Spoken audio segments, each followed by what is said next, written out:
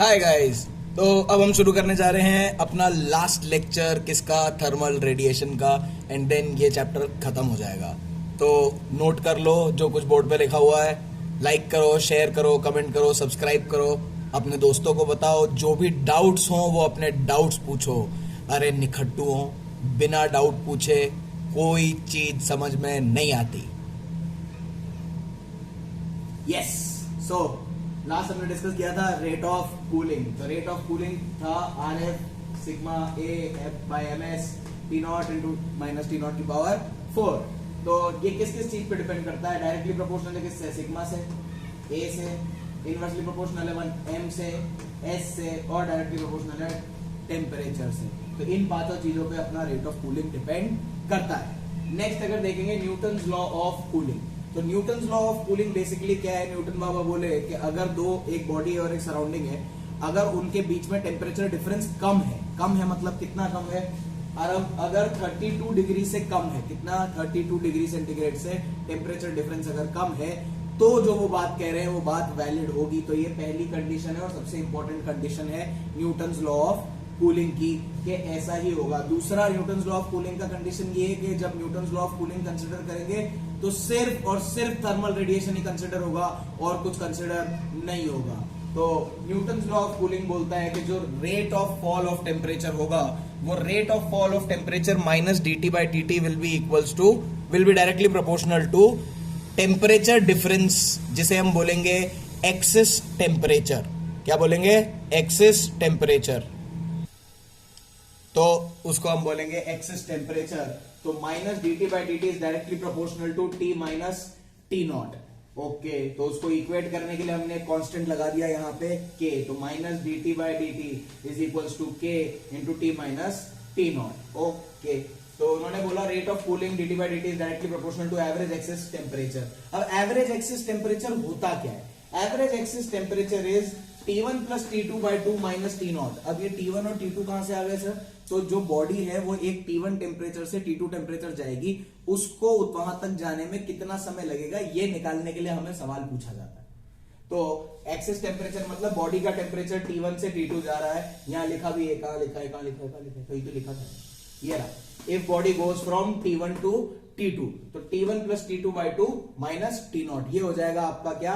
Average excess temperature. तो basic Newton law of cooling का use क्या है? वो ये रहा कि जब आपको बोला जाए कि अगर एक बॉडी है जो T1 से T2 जा रही है और आपको ये टेम्परेचर पता है, टी नॉट पता है कि सराउंडिंग का टेम्परेचर क्या है, तो T1 minus T2 by 2 will be equal to minus of के प्लस टी, मतलब माइनस ऑफ के T1 plus T2 by 2 minus T nought. तो जो rate of fall of temperature होगा जो यहाँ होगा T1 minus T2 by T, वही यहाँ पे माइनस के इंटू एवरेज एक्सिस टेम्परेचर होगा।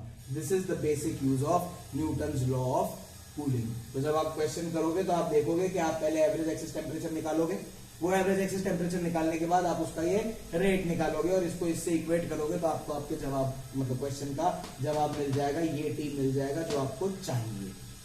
नेक्स्ट आते हैं अपन स्पेक्ट्रल एनर्जी डिस्ट्रीब्यूशन कर्व। तो जब भी रेडिएशन बाहर निकलता है तो अलग अलग वेवलेंथ का निकलता है, तो उसका स्पेक्ट्रम, जो स्पेक्ट्रम बनता है वेवलेंथ का, उसके हिसाब से एनर्जी डिस्ट्रीब्यूशन निकाला जाता है। तो उसका जो कर्व है spectral radiation intensity E lambda with lambda. Lambda मतलब अब ये कर्व ऐसे है, एनर्जी बढ़ रही है, यहां तक एनर्जी बढ़ी, फिर वापस एनर्जी कम हो गई। तो ये T3, T2 और T1 टेम्परेचर है।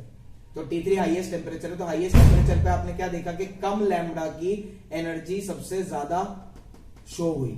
इस कर्व पे सबसे ज्यादा एनर्जी कहां शो हुई?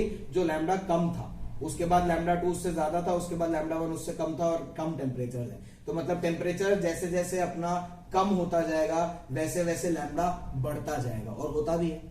क्यों? टेम्परेचर कम होगा मतलब टेम्परेचर ज्यादा होगा तो ज्यादा एनर्जी का पार्टिकल बाहर निकलेगा, तो कम लैम्डा का पार्टिकल बाहर निकलेगा। वैसा ही हो रहा है। ये दिया था किसने? प्लूमर्स एंड प्रिंगस्टन ने। तो ये जो दिया था ये था बेसिकली प्रैक्टिकल कैसा होता है। अब उसके बाद प्लैंक बाबा आए, प्लैंक बाबा ने मैथमेटिकल निकाल के दिया फ्रीक्वेंसी के साथ। तो ऑब्वियस सी बात है, लैम्डा के साथ अगर टेम्परेचर ज्यादा पे लैम्डा कम आ रहा है तो फ्रीक्वेंसी टेम्परेचर ज्यादा पे ज्यादा आनी चाहिए। वो ही हो रहा है, देख लो यहाँ पे जो फ्रीक्वेंसी कर्व आ रहा है वो फ्रीक्वेंसी V3 जो है वो सबसे बड़ी है। V3 greater than V2 greater than V1, inverse of lambda. यही होता है एनर्जी के साथ। एनर्जी क्या होती है? hc बाय लैम्डा या फिर h लैम्डा, जो हमने पहले फोटोन के उसमें पढ़ा है रेडिएशन एनर्जी। तो उसके हिसाब से भी देख लोगे तो आपको जवाब मिल जाएगा। तो अगर एक सिंगल उसका स्पेक्ट्रम निकाल के देखें तो एनर्जी डिस्ट्रीब्यूशन कर्व ऐसा जाएगा। उसके बाद ये मैक्सिमम जो हाइट आ रही है, यहाँ पे आपका इस लैम्डा की सबसे ज्यादा एनर्जी मिलेगी आपको। तो ये जो लैम्डा है जिसकी सबसे ज्यादा एनर्जी मिलेगी, इसका हाइट ऑफ पीक जो है वो डायरेक्टली प्रोपोर्शनल है temperature raise to the power 5 के। ये ऑब्जर्वेशन आया इस ग्राफ से। एरिया जो है वो डायरेक्टली प्रोपोर्शनल है टेम्परेचर की पावर 4 से। ऑब्जर्वेशन में क्या मिला, सबसे पहले हमको मिला लैम्डा एम जो अपना आ रहा है मैक्सिमम, वो डायरेक्टली प्रोपोर्शनल आ रहा है 1/t के, जिसे हम बोलते हैं वेन्स डिस्प्लेसमेंट लॉ। क्या बोलते हैं? Wien's displacement law. तो जो लैम्डा मैक्स यहां आ रहा है, lambda m is directly proportional to 1/टेम्परेचर। तो lambda m into temperature is equals to b. B comes out to be a constant.